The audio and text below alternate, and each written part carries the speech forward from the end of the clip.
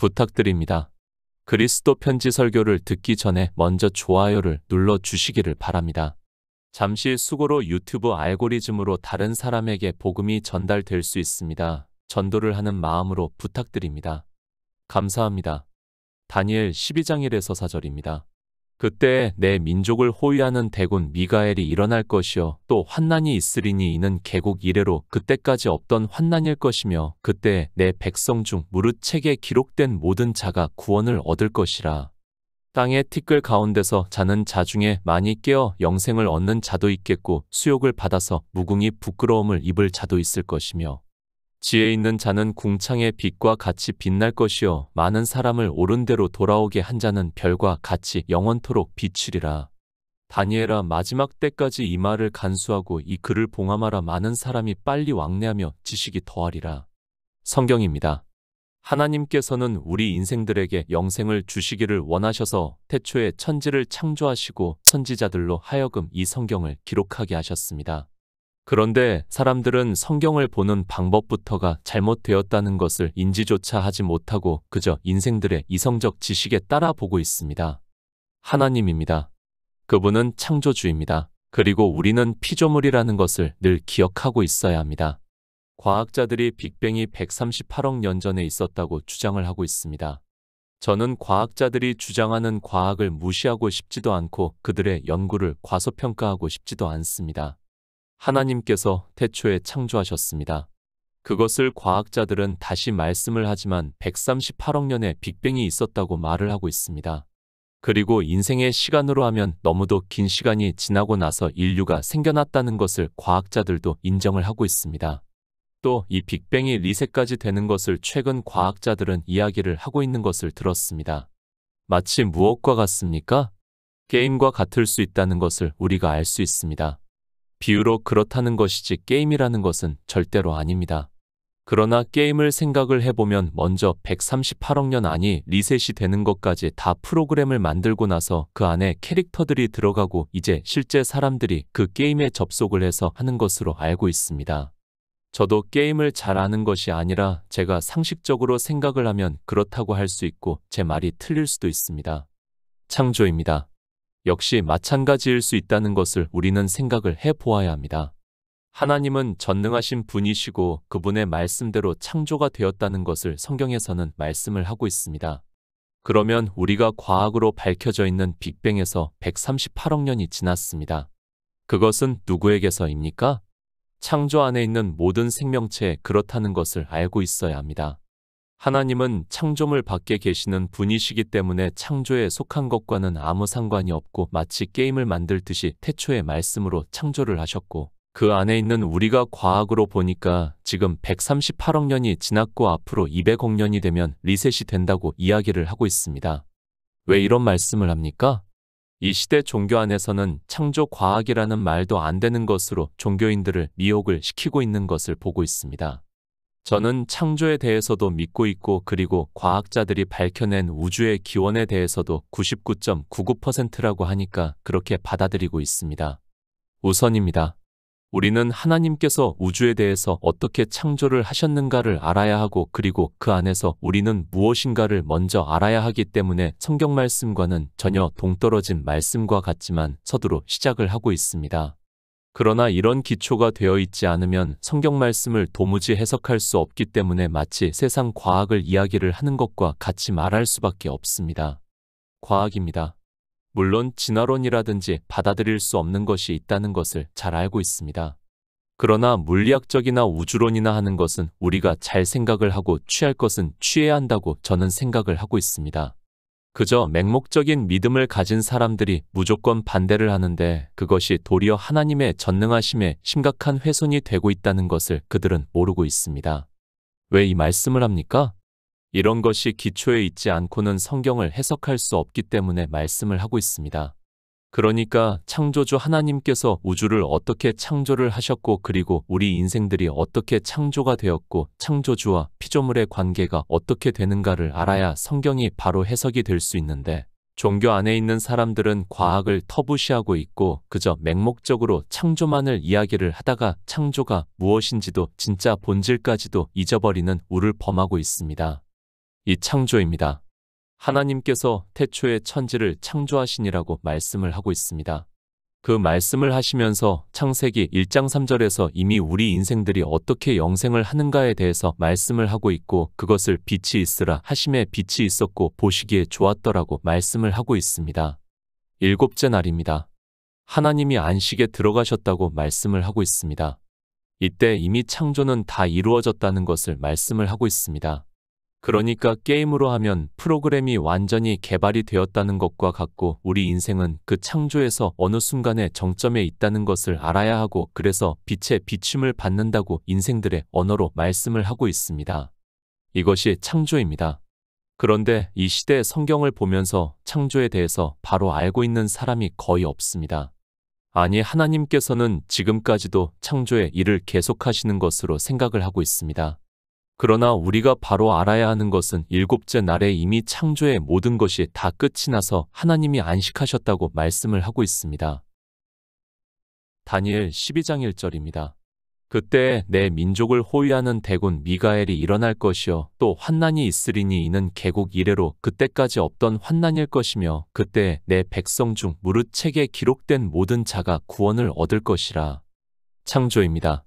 다시 말씀을 하지만 일곱째 날에 이미 하나님께서는 안식을 하셨고 보시기에 좋았더라고 말씀을 하고 있습니다. 그러니까 하나님의 나라를 이루시는 일이 다 끝이 났다는 것을 말씀을 하고 있습니다. 조금 더 사실적으로 말씀을 하면 하나님 나라가 이루어졌다는 것을 말씀을 하고 있다는 것을 알고 성경을 보아야 합니다. 그런데 인생입니다. 창조된 세상 안에서 살아가고 있습니다. 그러다 보니까 그 시간적 개념 안에서 살아가고 있고 성경을 보는 것도 역시 하나님의 입장에서 보는 것이 아니라 인생들의 시간적 개념으로 성경을 보고 있습니다. 하나님께서 태초에 천지를 창조하신 목적은 안식에 들어가기 위해서라는 것을 말씀을 하고 있고 그것은 하나님 나라를 이루시는 것을 말씀을 하고 있습니다. 다 끝이 났습니다. 이미 창조는 다 끝이 났다는 것을 믿어야 합니다. 그러면 성경 말씀은 무엇이냐고 하는 사람이 있을 수 있습니다. 지금 우리가 보는 성경은 먼저는 하나님 나라에 들어가는 생명에 대해서 그러니까 1장 3절에서 말씀을 하는 그 빛에 대해서 말씀을 하고 있고 그것은 예수 그리스도께서 이 세상에 오셔서 내가 세상의 빛이라고 말씀을 하고 있습니다. 구약입니다. 그 빛에 대해서 증거를 하고 있습니다. 그래서 주님께서 이 세상에 오셔서 유대인들에게 너희가 영생을 얻기 위하여 성경을 상고하거니와 이 성경이 곧 내게 대해서 증거를 하는 것이라고 말씀을 하고 있습니다. 그것을 빌립이 나다나엘에게 모세의 율법에서 그리고 여러 선지자가 기록한 말씀에서 그 일을 보았다고 말씀을 하고 있습니다. 예수 그리스도를 증거를 하고 있습니다. 그리고 주님께서 이 세상에 오셔서 구속의 일을 이루시고 십자가에서 죽으시고 장사 지낸 뒤 3일 만에 영으로 부활하셔서 하나님 보좌 우편에 앉았다고 말씀을 하고 있습니다. 성경은 예언입니다. 그리고 그 예언을 주님께서 오셔서 이루시는 것을 말씀을 하고 있습니다. 우리 인생이 알아들을 수 있게 창조하신 일의 영광과 그리고 주님께서 이 세상에 오셔서 또 다시 영광스럽게 하시는 일로 말씀을 하고 있습니다. 지금 이 시대입니다. 우리가 성경을 보는 목적입니다. 그것을 사도 바울이 말씀을 하고 있습니다. 또 내가 어려서부터 성경을 알았나니 성경은 능히 너로 하여금 그리스도 예수 안에 있는 믿음으로 말미암아 구원에 이르는 지혜가 있게 하느니라. 모든 성경은 하나님의 감동으로 된 것으로 교훈과 책망과 바르게 함과 의로 교육하기에 유익하다고 말씀을 하고 있습니다. 시간적 개념입니까? 그것이 절대 아니라는 것을 알고 있어야 합니다. 그 시간적 개념 안에서 성경을 보는 사람은 창조도 모르고 하나님께서 안식에 들어가셨다는 말씀의 의미도 모르게 되어 있습니다. 성경은 우리의 구원에 대해서 말씀을 하고 있고 그것은 시간적 개념이 아니라 하나님께서 창조하시고 보시기에 좋았더라는 그 일을 보고 믿는 믿음이라는 것을 알고 있어야 합니다. 하나님 나라입니다. 저 역시도 인생의 철학에 따라 언제 그 나라가 이루어질지는 모르고 있습니다. 그러나 성경은 분명하게 말씀을 하고 있고 하나님 나라가 이루어지면 우리가 보는 세상은 그러니까 땅과 하늘까지도 다 사라지고 만다는 것을 말씀을 하고 있습니다. 종말. 성경에 이 단어가 그래도 사용이 되었다는 것을 저 역시 잘 알고 있습니다. 그런데 성경의 문장을 보면 실제 창조물들이 다 종말을 맞이하는 의미로 사용을 하지 않고 있다는 것을 알 수 있습니다. 종말이라는 것을 가르쳐 주기 위해서 말씀을 하고 있지, 실제 하나님께서 태초에 천지를 창조하신 그것이 모두가 사라지는 것을 말씀을 하는 것은 요한계시록에서 말씀을 하고 있습니다. 이제까지 서두입니다. 성경을 보시기 바랍니다. 다니엘 12장을 말씀을 하면서 끝날 또는 대환난 등으로 제목을 달아 놓은 것을 볼 수 있습니다. 과연 다니엘 12장이 그들이 생각을 하는 것과 같이 우주적인 종말을, 그러니까 리셋이 되는 종말인가를 우리는 바로 생각을 해보아야 합니다. 종교인들입니다. 오랜 세월에 거쳐 이 제목을 붙여놓고 이 시대 성경을 그렇게 편찬을 하는 것으로 알고 있습니다. 순전히 인생의 이성적 지식에 따라 성경의 문자를 보고 아는 것으로 이야기를 하고 있을 뿐이지 하나님의 말씀과는 전혀 다르게 제목을 붙여놓고서 교인들에게 마치 이런 종말이 자기들이 사는 때에 일어나는 것과 같이 겁박을 주는 사람들이 많이 있습니다. 요한계시록 12장 7절입니다. 하늘에 전쟁이 있으니 미가엘과 그의 사자들이 용으로 더불어 싸울세, 용과 그의 사자들도 싸우나. 성경입니다. 다시 말씀을 하지만 시간적 개념으로 성경을 보면 도무지 풀리지가 않는다는 것을 알고 있어야 합니다. 물론 성경이 우리 인생의 입장에서 보면 역사적 사실에 따라 그대로 기록했다는 것을 알고 있습니다. 그렇다고 해서 그것은 하나의 예표와 비유지 그것을 실체로 생각을 해서는 안 되고 하나님께서는 이미 제7일에 안식을 하셨다는 것을 믿어야 합니다. 그 안에 다 들어가 있습니다. 요한계시록이라고 해서 마치 마지막 때의 일과 같이 거의 모든 사람이 성경을 보고 있습니다. 저 역시 얼마 전까지 그렇게 성경을 보았습니다. 그러나 성경의 마지막 때는 과학적으로 말씀을 하면 창조된 것들이 리셋이 되고 주님이 오시면서 하나님 나라가 이루어지는 그때라는 것을 알고 있어야 합니다. 요한계시록 12장입니다. 마지막 때입니까?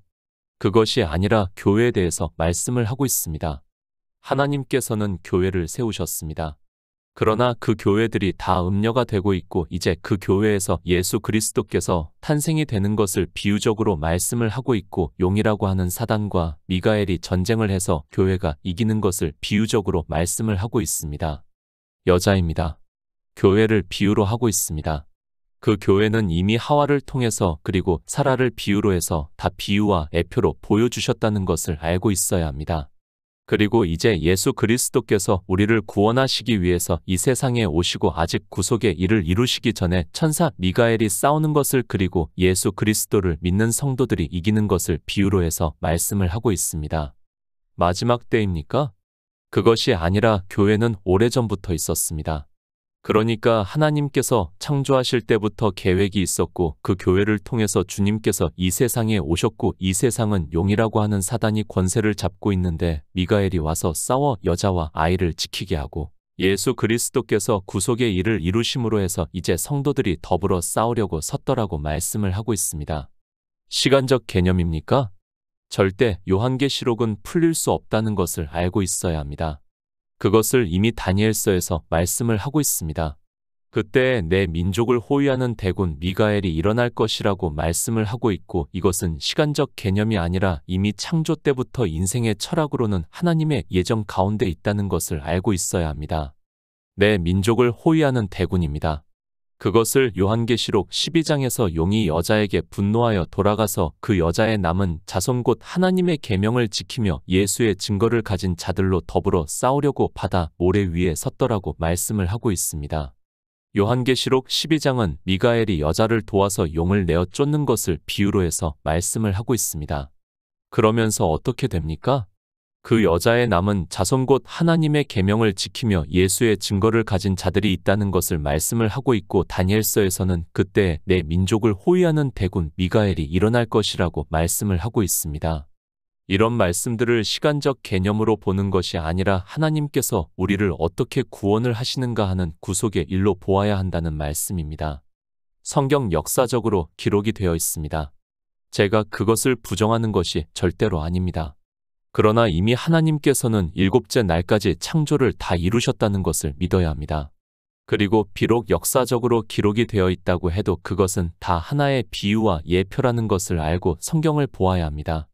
그런데 인생들은 우주 안에 그러니까 창조물 안에 살다 보니까 그것에서 생각 자체를 벗어 버릴 수 없고 하나님의 뜻을 깨달을 수도 없다는 말씀입니다. 끝날이 아닙니다. 그리고 환난의 때도 아닙니다. 지금 다니엘서에서 말씀을 하는 환난은 이미 지나간 환난이라는 것을 바로 알아야 합니다. 그런데도 사람들은 마치 지금 살아가고 있는 사람들이 환난을 당하는 것과 같이 이야기를 하고 있고, 교인들은 그 환난에서 피하겠다고 하면서 종교의 멱살이 잡혀 끌려가고 있는 것을 볼 수 있습니다. 마태복음 24장 15절입니다. 그러므로 너희가 선지자 다니엘의 말한 바 멸망에 가증한 것이 거룩한 곳에 선 것을 보거든 읽는 자는 깨달을진저. 마태복음 4장 21절입니다. 이는 그때에 큰 환난이 있겠음이라. 창세로부터 지금까지 이런 환난이 없었고 후에도 없으리라. 다니엘 12장 1절입니다. 다 같은 말씀으로 생각을 하지 마시기 바랍니다. 여러 가지 일이 한 장에 같이 기록이 되어 있다는 것을 알고 성경을 보아야 합니다. 먼저 미가엘에 의해서 교회가 서는 것을 비유로 해서 말씀을 하고 있습니다. 그리고 그 교회를 통해서 성도가, 그러니까 내 민족이 구원을 받는다는 것을 말씀을 하고 있습니다. 그리고 또입니다. 환난에 대해서 말씀을 하고 있습니다. 예루살렘이라는 교회가 환난을 당하는 것을 말씀을 하고 있습니다. 다니엘서에서는 개국 이래로 그때까지 없던 환난일 것이라고 말씀을 하고 있고, 그것을 마태복음에서는 주님께서 그러므로 너희가 선지자 다니엘의 말한 바 멸망에 가증한 것이 거룩한 곳에 선 것을 보거든 읽는 자는 깨달으라고 말씀을 하고 있습니다. 무슨 환난입니까? 대환난을 말씀을 하고 있습니까?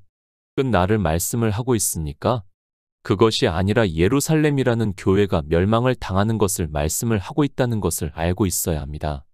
주님께서도 같은 말씀을 이는 그때에 큰 환난이 있겠음이라. 창세로부터 지금까지 이런 환난이 없었고 후에도 없으리라고 말씀을 하고 있습니다. 창세 이후입니다. 물론 예루살렘이 바벨론에 멸망을 당할 때도 그런 적이 있었습니다. 그러나 로마에 의해서 완전히 멸망을 당하는 것을 말씀을 하고 있습니다. 그때 역사가 기록을 하는데 사람의 피가 강같이 흘러내렸다는 기록이 있을 정도로 참혹하게 멸망을 당하고 말았다는 것을 알고 있습니다. 끝날입니까? 대환난의 때입니까? 그것이 아니고 시간적 개념으로 하면 이 시대를 살아가고 있는 우리에게는 이미 지나간 일이라는 것을 알고 있어야 합니다. 그런데도 성경을 억지로 해석하는 사람들이 많이 있고, 교인들은 그저 종교에 의해서 자기들이 어디로 가는지를 모르고 있습니다. 요한계시록 3장 5절입니다. 이기는 자는 이와 같이 흰 옷을 입을 것이요 내가 그 이름을 생명책에서 반드시 흐리지 아니하고 그 이름을 내 아버지 앞과 그 천사들 앞에서 시인하리라. 내 백성입니다. 구원을 받은 성도들을 비유로 해서 말씀을 하고 있습니다. 12장 1절의 말씀입니다. 교회를 비유로 해서 말씀을 하고 있고, 그리고 예루살렘의 멸망에 대해서 말씀을 하고 있고, 예수 그리스도를 믿음으로 생명책에 기록이 되어 있는 구원을 받을 자를 말씀을 하고 있습니다. 요한계시록입니다. 이기는 자는 이와 같이 흰 옷을 입을 것이요 내가 그 이름을 생명책에서 반드시 흐리지 아니하고 그 이름을 내 아버지 앞과 그 천사들 앞에서 시인하리라고 말씀을 하고 있습니다. 생명책이라고 하니까 그저 단어를 아는 것으로 생각을 하고 있습니다. 예수 안에 있는 생명을 얻은 자만이 반드시 이 책에 기록이 되게 되어 있다는 말씀을 하고 있습니다. 이기는 자입니다. 누가 이기는 자입니까? 사도 요한이 요한일서에서 대저 하나님께로서 난 자마다 세상을 이기느니라. 세상을 이긴 이김은 이것이니 우리의 믿음이라고 말씀을 하고 있습니다. 그러니까 반드시 하나님께로서 난 자라야 한다는 것을 말씀을 하고 있습니다. 누가 하나님께로서 났습니까? 세상을 이긴 이김은 이것이니 우리의 믿음이라고 말씀을 하고 있습니다. 이렇게 이긴 자가 바로 하나님께로서 난 자이고 예수 안에 있는 생명을 얻는 자를 말씀을 하고 있고, 주님께서는 니고데모에게 물과 성령으로 거듭나야 한다고 말씀을 하고 있습니다. 이 책입니다. 기록된 자는 구원을 얻는다고 말씀을 하고 있습니다. 그런데 생명도 모르고 있고 하나님께로서 나는 것도 모르고 있는 그들이 그저 막연하게 성경의 문자를 보고 자기들이 책에 기록이 되어 있다고 말을 하고 있습니다. 성경은 이 생명을 얻어 하나님 나라에 들어가고 영생을 할 수 있다고 말씀을 하고 있지만 그저 성경의 문자를 보고 자기들이 책에 기록이 되었다고 말을 하고 있습니다. 생명입니다. 하나님 나라에 들어가려면 반드시 이 생명을 얻는 자가 되어야 합니다. 그래서 주님께서 이 세상에 오신 목적을 말씀을 하면서 내가 온 것은 양들로 생명을 얻게 하고 더 풍성히 얻게 하려 함이라고 말씀을 하고 있지만 이방의 종교인들은 이 생명에 대해서 어떻게 거듭나야 하는지도 모르고 있고 이 생명이 무슨 생명인지도 모르고 그저 성경의 문자를 아는 것으로 자기들이 생명을 얻었다고 말을 하고 있습니다. 구원입니다. 성경에 구원이라는 단어가 얼마나 많이 기록이 되어 있습니까? 그 단어를 아는 것으로 그저 예수 그리스도를 믿는다고 하는 것으로 구원을 얻었다고 하지 마시기 바랍니다. 사도 바울이 바다 모래같이 많은 자 중에 남은 자만 구원을 받는다고 말씀을 하고 있습니다. 종교인의 수는 바다 모래 같은데 남은 자만 구원을 받는다고 말씀을 하고 있지만 깨달을 수 있는 지혜가 없습니다. 다니엘 12장 2절입니다. 땅의 티끌 가운데서 자는 자 중에 많이 깨어 영생을 얻는 자도 있겠고 수욕을 받아서 무궁히 부끄러움을 입을 자도 있을 것이며. 에베소서 5장 14절입니다. 그러므로 이르시기를 잠자는 자여 깨어서 죽은 자들 가운데서 일어나라 그리스도께서 내게 비추시리라 하셨느니라. 성경입니다. 영의 일을 말씀을 하고 있습니다. 늘 말씀을 하고 있지만 인생이 아무리 지혜가 있다고 해도 하나님께서 긍휼히 여겨주시고 성령을 보내주시지 않으면 우리는 성경을 보는 데 있어서 잠자는 자라는 것을 바로 알고 있어야 합니다. 그래서 주님께서 이 세상에 오셨을 때 사도 요한이 빛이 어두움에 비추며 어두움이 깨닫지 못하더라고 말씀을 하고 있습니다. 잠자는 자입니다. 죽은 자입니다. 모두가 같은 의미로 말씀을 하고 있습니다. 태초에 하나님께서는 빛이 있으라 하셨습니다. 그리고 그 빛에 대해서 사도 바울이 고린도후서에서 예수 그리스도의 얼굴에 있는 하나님의 영광을 아는 빛이라고 말씀을 하고 있습니다. 우리 인생입니다. 땅의 티끌이라고 말씀을 하고 있습니다. 우리 안에 예수의 생명이 없다면 우리는 지금 살아있다고 해도 티끌과 같이 돌아간다는 것을 성경에서 말씀을 하고 있지만 인생들은 샤머니즘에 빠져 상상을 하면서 영과 결합을 한다고 하고 있고 그래서 신체의 부활을 주장을 하고 있습니다. 성경입니다. 하나님께서 분명히 아담에게 너는 흙이니 흙으로 돌아가라고 말씀을 하고 있습니다. 하나님의 말씀이 변경된다고 생각을 하지 마시기 바랍니다. 그래서 다니엘서에서 우리 인생을 땅의 티끌 가운데서 자는 자라고 말씀을 하고 있고 그것은 예수의 생명이 없는 죽은 자라는 것을 말씀을 하고 있습니다. 인생의 시간적 개념입니까? 다시 말씀을 하지만 성경은 절대로 풀리지 않는다는 것을 알아야 합니다. 리셋까지 생각을 하면 우리는 땅의 티끌도 아니라 그저 헛것 같고 지나가는 그림자라는 것을 성경에서 말씀을 하고 있습니다. 그런 인생들에게 구원을 말씀을 하고 있지만 이 구원이 무엇인지도 모르고 그저 단어를 아는 것으로 자기들이 구원을 받았다고 말을 하고 있고 노래까지 부르고 있습니다. 우리는 자는 자입니다. 그런 우리에게 구원을 주시고 있습니다. 사도 바울이 그러므로 이르시기를 잠자는 자여 깨어서 죽은 자들 가운데서 일어나라 그리스도께서 내게 비추시리라 하셨다고 말씀을 하고 있습니다. 그러니까 하나님께서 창조하실 때 빛이 있으라 하시던 그 빛이 비추지고 있고 그 빛의 비춤을 받는 우리가 생명을 얻어 하나님 나라에 들어간다는 것을 말씀을 하고 있습니다. 성경입니다. 교회 안에 있는 일을 비유로 해서 말씀을 하고 있다는 것을 알고 있어야 합니다. 나는 종교 안에 있으면서 예수 그리스도를 믿는다고 해서 깨어있고 영생을 얻었다고 하지 마시기 바랍니다. 생명을 얻는 일도 모르고 하나님께로서 나는 것도 모르면서 어떻게 영생을 얻을 수 있습니까? 주님께서 말씀합니다. 마태복음에서 혼인잔치의 비유를 말씀을 하고 있습니다.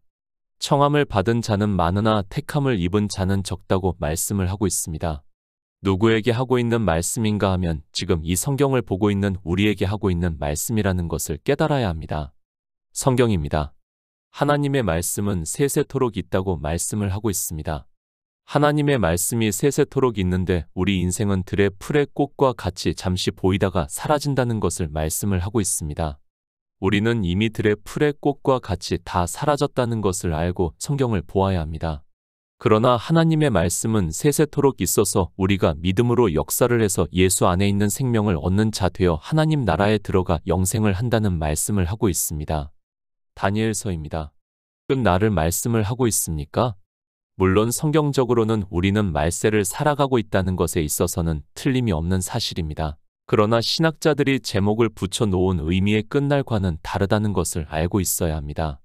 사람들이 성경을 그저 문자 그대로 보면서 이야기를 하고 있고 그것이 진리에 얼마나 반하는 일인가를 깨닫지를 못하고 있습니다. 다니엘 12장 3절입니다. 지혜 있는 자는 궁창의 빛과 같이 빛날 것이요 많은 사람을 옳은 대로 돌아오게 한 자는 별과 같이 영원토록 비추리라. 요한복음 8장 12절입니다. 예수께서 또 일러 가라사대 나는 세상의 빛이니 나를 따르는 자는 어두움에 다니지 아니하고 생명의 빛을 얻으리라. 지혜 있는 자입니다. 사도 바울은 그리스도는 하나님의 능력이고 하나님의 지혜라고 말씀을 하고 있습니다. 하나님께서 태초에 천지를 창조하시면서 빛이 있으라 하셨고 그 빛으로 오셨다는 것을 말씀을 하고 있고 그 빛의 비춤을 받아 생명을 얻는다는 것을 말씀을 하고 있습니다. 인생입니다. 그가 아무리 지혜가 있다고 해도 다 어두움에 다닌다는 것을 말씀을 하고 있습니다. 인생은 다 율법주의라는 것을 비유적으로 말씀을 하고 있고 이제 주님께서 오셔서 나는 세상의 빛이니 나를 따르는 자는 어두움에 다니지 아니하고 생명의 빛을 얻으리라고 말씀을 하고 있지만 이 생명을 그저 헬라어의 단어를 아는 것으로 생명이라고 하고 있습니다. 생명입니다. 예수 안에 있는 생명을 말씀을 하고 있습니다. 그 생명을 얻은 자를 시편에서는 적과 별의 수요를 계수하시고 저희를 다 이름대로 부르신다고 말씀을 하고 있습니다. 이렇게 중요한 생명에 대해서 말씀을 하고 있는데 거듭남이 무엇인지도 모르면서 종교 안에서 예수 그리스도를 믿는다고 하고 있습니다. 별입니다. 지혜 있는 자는 궁창의 빛과 같이 빛날 것이요 많은 사람을 옳은 대로 돌아오게 한 자는 별과 같이 영원토록 비추리라고 말씀을 하고 있습니다.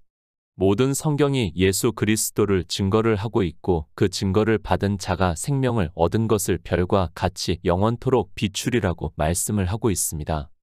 인생입니다. 시간 안에서 살아가고 있습니다. 그러나 하나님께서는 창조에 속하지 않은 장막에 거하신다고 말씀을 하고 있습니다. 우리 인생들이 알아들을 수 있게 성경을 기록하게 하신 것이지 하나님께서는 이미 태초에 천지를 창조하실 때 이 모든 일이 다 이루어졌다는 것을 말씀을 하고 있고 우리는 성경에서 예수 그리스도를 증거를 받아 믿음으로 역사를 해서 영생을 얻는 성도가 되어야 별과 같이 빛날 수 있다는 말씀입니다. 다니엘 12장 4절입니다. 다니엘아 마지막 때까지 이 말을 간수하고 이 글을 봉함하라 많은 사람이 빨리 왕래하며 지식이 더하리라. 인생입니다. 자기를 어떻게 하든지 신비주의적으로 만들려고 하는 경향이 굉장히 많다는 것을 알고 있어야 합니다. 그래서 우리가 고대를 보더라도 샤머니즘이 다 존재를 했다는 것을 알 수 있습니다. 그런 인생이기 때문에 성경을 보면서도 역시 그렇게 하고 있습니다. 다니엘아, 마지막 때까지 이 말을 간수하고 이 글을 봉함하라고 말씀을 하고 있습니다. 무슨 말씀입니까? 참 사람들이 간교하기까지 합니다. 물론 단어의 뜻이 인을 찍다 봉합하다 라는 뜻이 있는 것으로 알고 있습니다. 그러면서 자기가 마치 이 봉합한 것을 알고 있는 것과 같이 이상한 이야기를 하고 있습니다. 그 말씀입니까? 그것이 아니라 이 말씀을 인을 찍듯이 간직하라는 말씀을 하고 있습니다. 그러니까 다니엘 역시 선지자로서 하나님의 감동으로 성경을 기록했고 그것을 간직하라고 말씀을 하고 있습니다. 이 성경을 보면서 많은 사람이 빨리 왕래를 하면서 지식을 더하리라고 말씀을 하고 있습니다. 그러니까 예수 그리스도를 믿어 영생을 얻는 자가 있다는 것을 말씀을 하고 있습니다. 성경입니다. 영생에 대해서 말씀을 하고 있습니다. 다니엘서 역시 우리가 예수 그리스도를 믿어 그의 생명을 얻는 자 되어 하나님 나라에 들어가는 일을 비유적으로 말씀을 하고 있습니다. 이 성경이 간직이 되어 우리가 지금 예수 그리스도를 믿어 태초에 있는 생명을 얻는 자 되었다는 것을 믿고 하늘의 별과 같이 영원토록 비추시기를 부탁드립니다.